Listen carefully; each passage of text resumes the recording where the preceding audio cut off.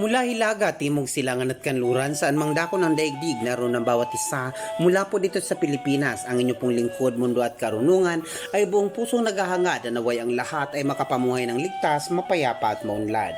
Ngayon naman po mga kamundo ay aking babahagi sa inyo ang ilang alternatibong kaparaanan kung paano malulunasan ang di maipaliwanag na karamdaman dulot ng kulam. Bilang paunang paalala at paunawa mga kamundo, ang akin pong ilalahad o ibabahagi ngayon ay hango po lamang mula sa lumang gabay na nailathala ng sinaunang lihim na karunungan at kaalaman ng mga sinaunang Asyano. Gaya po ng ating nakasanayan, bago po natin simulan ng pagbabahagi, atin po munang pasinayaan at pasalamatan ng kadakilanan po may kapal na patuloy sa pagsaboy ng walang hanggang pag-ibig at pangangandili sa lahat ng may buhay sa buong sanlibutan. Tuloy-tuloy na po tayo mga kamundo para po sa ikababatid ng lahat. Ang kulam ayon sa lumang gabay na pinagtibay ng ating mga ninuno ay isang uri ng ritual gamit ang itim na mahika o mapamuksang salamangka. Madalas mangyari ang pangkukulam mula sa mga tao mapaghiganti o nais gumanti, mga kaluobang pinamamahayan ng puot at galit, bunsod ng labis na inggit sa kapwa, habang ang iba naman ay likas na pinaiiral ang nakakaperwisyong kakayahan o kaalaman sa buhay ng ilang inosenteng kanilang maibigang subukin ang katatagan, lulan ng bulong ng dyablo na kanilang pinapanginoon o pinupuon. Ano nga ba ang mga senyales kung paano nga ba natin malalaman na tayo ay napasailalim sa ritual, sumpa o inkantasyon ng isang mangkukulam? Narito ang ilan sa mga palatandaan. Hindi ko man mailahad-lahat, sisikapin kong mailahad ang ilang senyales mula sa lumang gabay na madali nating maarok at maunawaan. Sa pagpapatuloy po, una, madalas na pag-atake ng pananakit ng ulo na tila ba'y kumikirot sa pakiramdam na para bang tinutusok ng matutulis na bagay ang ugat sa bandang sentido hanggang sa dumanas ng panglalabo ng paningin, lalong-lalo na kapag ito ay dinanas sa mga piling oras, gaya ng alas 3 ng hapon, alas 4 ng umaga, alas 11 ng gabi at alas 12 ng hating gabi. Pangalawa, kapag sa kabila ng ating pagpupunyagi na halos gawin nating araw ang gabi sa kakatrabaho, pagpapagal, ngunit patuloy pa ding dumadanas ng paghihirap o paghihikahos at hindi makakaahon sa buhay, na sa tuwing magkakaroon ng magandang ani o kita ay nauuwi lamang sa mga biglaang obligasyon. Madalas, laging may masamang kapalit ang bawat bunga ng paghihirap o pinaghirapan. Pangatlo, paggising ng alanganing oras sa gitna ng mahimbing na pagtulog, bunsod ng pag-iinit bigla ng likuran, gulugod, lalo na kapag naganap ito ng alas 2 o alas 4 ng umaga. Pang-apat, madalas na pagiging irritable, bugnutin at wala sa direksyong pakikipag-argumento.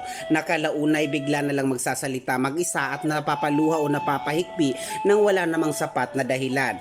Panglima, bigla ang pagbagsak ng pangangatawan, panghihina na halos di makatayo, lula ng pagkirot at paninigas ng tuhod na tila ba'y binungkal o pinitpit na makailang ulit. Pang-anim, madalas na balutin ng takot at pagkabahala, gawa ng mga aninong itim na madalas maaninag o ma-imagine na nagaan yung nakakatakot na nilalang. Pang-pito, madalas na pagkakaroon ng panaginip na may kaugnayan sa mga puting bagay, lumang bahay, di kaaya-ayang itsura ng mukha ng matanda, at madalas na pagdanas ng bangungot at mabigat na gising o bangon ng madalas. Madalas na pagkahapos sa kabila ng healthy lifestyle, madalas na pananakit ng sikmura, sabay ang paghabol ng hininga kahit wala namang sakit o karamdaman, at paghigit sa lahat, walang findings ang doktor sa tuwing nagpapakonsulta o nagpapa-admit. Okay. Alright mga kamundo, ang mga nabanggit ay ilan lamang po sa mga senyales na tayo ay napapasailalim sa ritual o inkantasyon ng salamangkang itim ng isang mangkukulam.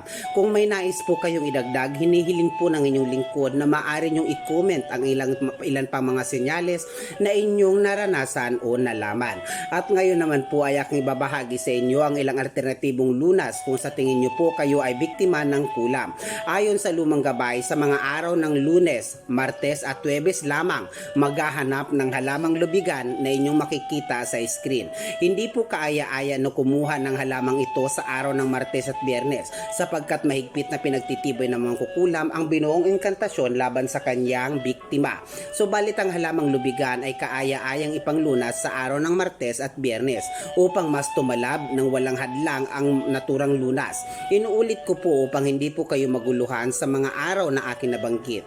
Ang halamang lubigan na inyong makikita sa sa screen ngayon ay sa mga araw lamang ng Lunes, Miyerkules at Huwebes maaaring ihanda, kunin o hanapin. Madalas itong matagpuan sa pampang o bangin. Kung may alaga naman kayong halamang lubigan, mangyaring sundin lamang po ang kaayang-ayang araw ng pagkuha o paghahanda. Sapagkat ayon sa lumang gabay, ang mga naturang araw na kaaya-ayang kumuha ng lubigan ay wastong pagkakataon kung saan namang kukulam ay abala sa pakikidigma at pagpapalakas ng kanilang pwersa o kakayahan, na ang ibig sabihin hindi nila mapaghahandaan ng Lunas na ilalapat sa biktima ng kulam sa araw ng Martes, Biyernes o Biyernes. Hindi naman kaaya-ayang mga araw ang pagkuha ng lubigan sa mismong mga araw ng Martes at Biyernes. Ngunit tiniulit ko, mainam na mga araw ng ang Martes at Biyernes sa paglapat ng Lunas ng halamang lubigan. Sapagkat ito ang araw kung saan ang positibong enerhiyang tinataglay ng halamang lubigan ay hindi magapi o matatabig na mangkukulam sa kabila ng pagpapatibay nito ng binuong inkantasyon. Narito naman po ang tamang kaparaanan ng paglapat ng Lunas gamit ang halamang lubigan. Una, alamin ang wastong oras. Pangalawa, gamit ang malinis na tubig, linisin ang lubigan. Wala pong bilang, kahit ilan ay pwede. Pangatlo, bulungan ang lubigan. Ang tamang bulong po ay mula sa ibang wika na hindi pwedeng ibahagi dito upang hindi mapaghandaan ng mga mangkukulam. Ilagay sa malinis na tubig, ilagay sa malinis na makapal na kaldero. Makapal po ilagay sa malinis na makapal na kaldero na may katamtamang sukat o dami ng tubig at inyo po itong pakuluan gamit ang uling, na habang nagbabaga ang uling, inyo pong sabuyan ng insenso kamangyan unti-unti upang mausukan hanggang sa kumulo. Pagkakulo, kumuha po kayo ng kalahating baso at ipainom ito sa pasyente. Pinalalamig ito ng bahagya upang ipainom ito gamit ang kaparaanan ng 7 lagok.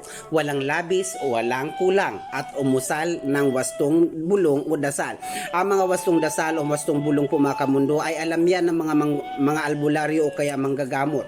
Kumuha ng sinulid na pula, 1 kalahating dipang haba, itali sa bewang. Ang natirang pinagpakuluan ay ilagay sa tubig o ibuhos sa tubig pampaligo pati mismong lubigan. Bulungan ng wastong dasal at ipampaligo ito. Patuyuin ang katawan at magpahid ng langis ng nyog na ginawa tuwing mahal na araw. Sa mga may katanungan kung paano kapag ang mga panlunas na aming nailahad ay mabatid o mapakinggan ng mga mangkukulam, yun po ang dahilan kung bakit kailangan naming limitahan ang mga detalye upang hindi lukuban ng kanilang inkantasyon ang kabuuang kaparaanan ng lumang gabay.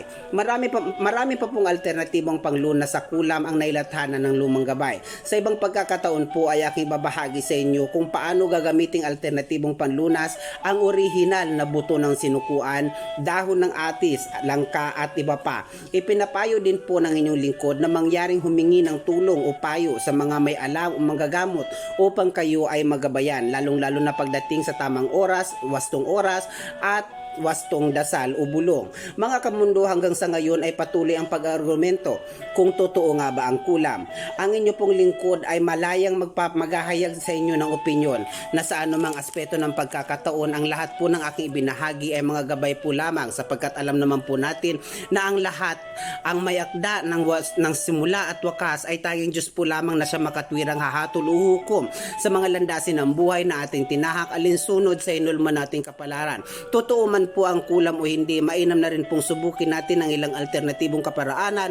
Malay natin ito po ay makatulong sa atin. Mga kamundo, patuloy po nating pangalagaan at pagmalisikitan ang ating kalikasan upang araw-araw po nating mabatid ang balansing enerhiya ng ating kapaligiran. Maging ang mga aso at pusa po, atin po silang pagmalasakitan sapagkat sila po ay bahagi ng ating mundo. Mga kamundo, ito po ang Mundo at Karunungan na laging nagsasabing mahal ko po kayo. Maraming salamat po.